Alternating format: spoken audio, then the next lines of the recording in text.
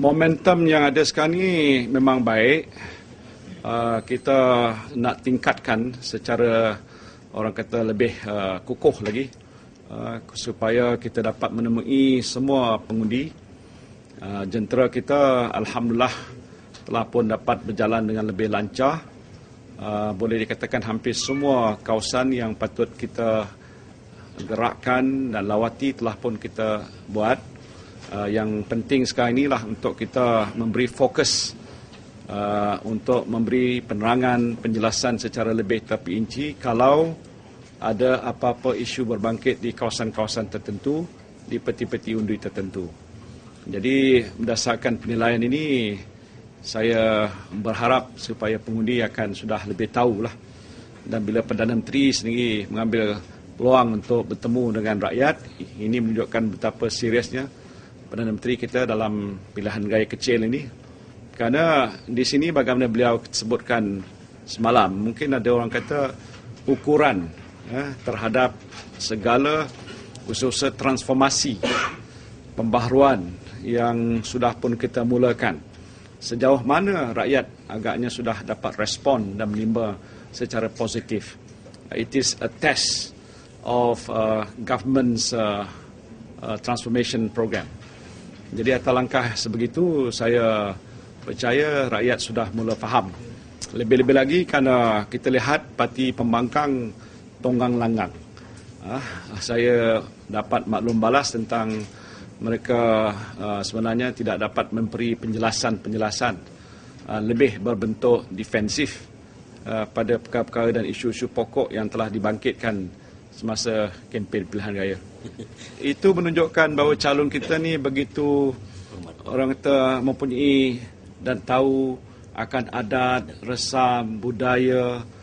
Saya tak suruh dia cium tangan saya, tetapi beliau buat begitu ialah kerana mungkin dia sudah faham. Dia mungkin bukan dengan saya, dengan lain-lain, orang tua-tua pun dia buat begitu. Bagi saya ini calon yang amat merendah diri. Dia tidak meninggi hidung dia. Dia menghormati semua pemimpin, bukan saya, tapi kekuatan calon ni nak orang kata putar belikkan oleh pembangkang untuk nak menunjukkan betapa merendahnya akhlak moral. Saya fikir kalau dibandingkan antara calon kita dengan calon sana, jauh. Saya dari segi budi, bahasa. Jadi itu yang harus itu. Saya tak nampak langsung kalau dia memberi salam pada pihak lain, dia bertemu dengan lain sama dia nak cium, tak cium, tak ada benda. Mungkin itu adat Melayu. Adat Melayu biasa. Mungkin adat lain tidak biasa. Tapi bagi saya bukan kerana kehendak kita, tapi sudah jadi satu kebiasaan. Dia menghormati orang tua. Sebagai seorang calon, saya fikir ini adalah nilai-nilai sebagai pemimpin yang harus kita hargai. Saya tidak langsung melihat itu sebagai satu perbuatan untuk merendah diri sampai tunduk dan melutut macam setengah pembangkang menyatakan begitu. Mungkin pembangkang tak tahu bahasa. Dia kurang bahasa. Jadi bila seseorang itu sudah ada bahasa begitu, dia banding ini agak luar biasa. Di Malaysia ni perkara ini tidak luar biasa. Saya tengok ada orang Cina pun bila jumpa Perdana Menteri pergi ke Seri Perdana waktu hari raya, salam dan mau cium. Kadang-kadang mau peluk pun ada. Jadi apa benda yang nak diguna sebagai isu? Tak ada bahan lagi ke? Tak ada modal lagi ke? Sehingga perkara yang baik pun dijadikan tak baik.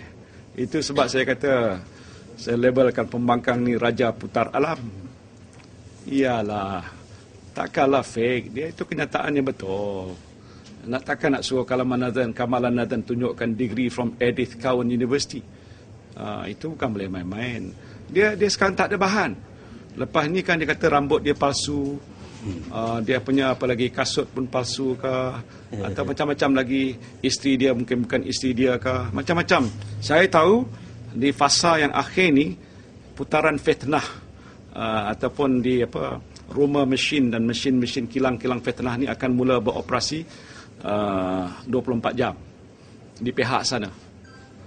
Dan saya juga jangka mereka akan keluarkan, sebarkan berbagai-bagai risalah menggunakan mungkin nama-nama pemimpin UMNO dan Barisan Nasional mengatakan begitu gini, padahal bukan datang daripada kita.